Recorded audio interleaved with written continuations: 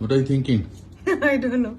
Just trying to concentrate on the camera and see that he gets my focus. After how long are you doing this photo shoot? Oh, photo shoot I do at home, but I do it with my hair that I've bought, which I think is my hair. So what happened? Tell me the story of I called you up for this role in film Signature. It's uncanny. You called me at a time when I'm just getting my infusion and the nurses are standing on me, and I know you're in the USA. So when I see it go Anupam Kher USA number, I was like, he's calling me because it's urgent. You know, because we don't call and chat, hey, what's happening then? Yeah. So I said, let me answer this. So I take it, and you start saying that, you know, I want you to do a film. And I say, you know, I would love to do, but can you wait? And you said, no, I can't wait. Why do you want me to wait? And why is there so much noise in your house? And I said, I couldn't lie because all the nurses were around me. So I said, I'm not at home. Where are you? So I'm like, I'm in the hospital. That's not the way I talk. You talk. Huh? I was nice to you. So, no, surprisingly, ever since I lost my hair, I was getting a lot of calls for, you know, like web series and this and that. And I was like, God, why am I getting calls now when I don't even have hair? So I didn't tell them. Okay, so you. But with you, I just can't like not tell you that I don't want to do your film. So I said, okay, and you started rattling off the roll, and he's like, this is, and you like this, and you like this, and then you have to pay this. And I was like, okay, are you going to do it? And I was like, yeah, but are you going to do it? So I was like, okay, but I need to talk to you. So then I spoke to you in the night, and I told you that, is it okay if I come to the sets with a wig? And you said, why would you come with a wig? And I said that I've lost my hair, I've just gone through treatment.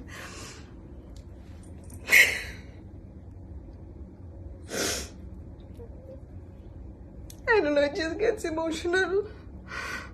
That's okay. I think you're the most courageous person. I just want to thank you for being okay with it, because I thought I should tell you that I'll be wearing a wig, and then you said, why even a wig? Why can't you just do the film just as the way you are?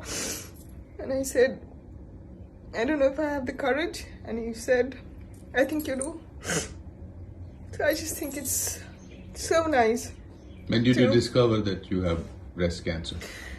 No, my breast cancer, I didn't have any symptoms. I do like a yearly test for myself where I do my sonography and blood tests. You know, the yearly checkups. It was an annual checkup where my person who was doing my sonography said, I think you should go and get this checked with Dr. Mandar, who's an oncologist, and I know about him. So the minute I heard that, luckily I had a friend with me. I never take anyone with me when I do all these yearly checkups. And so I went and met Dr. Mandar, and he said, we'll do a biopsy, but it doesn't look anything. These are cells which are pre-cancer cells. It's called DCIS. And sometimes they become cancer, sometimes they don't become cancer. So it's up to you. Do you want to remove them? And I said, no. I'm like, take it out. So we did a biopsy, and it didn't come cancer. It was negative. But I still wanted to take it out. So when we took it out and they did a biopsy of the entire cells that were removed and tissues, they found tiny cells, like a tiny portion of cells that had already become cancer. And so he said that when you were in this surgery, we put a port. So I still have the port here, you know, this raised bit, and then you have these veins which are going in. So they said, we have to give you chemo. And then I started crying. And then my sister was like, it's treatable. Doctors saying it's 100% treatable. You know, these are very, very early cancers. And that's the one thing that, you know, if you catch it early, cancer is treatable. And my sister was like, why are you behaving like a 17th century woman? Why are you crying? I mean, the doctor's like, good news. And you're crying.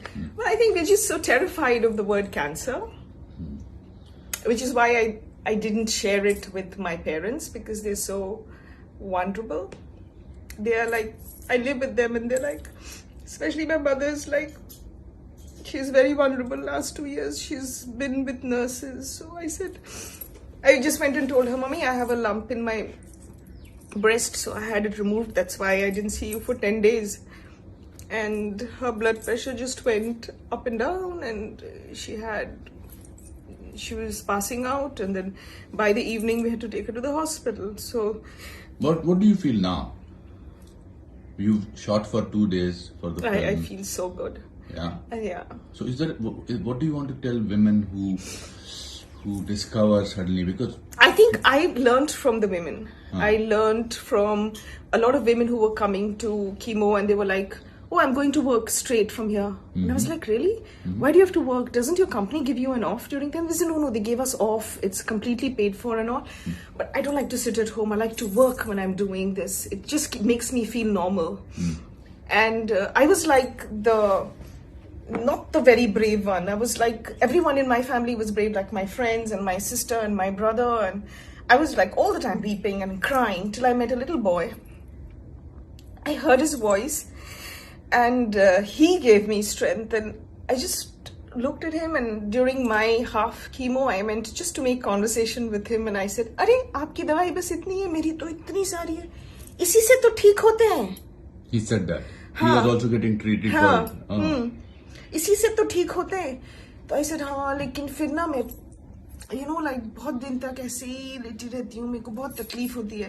तो he says, मैं 5 दिन लेटता हूँ बस, उसके बाद तो मैं खेलता हूँ, उसके बाद तो like I'm fine, I'm back to myself.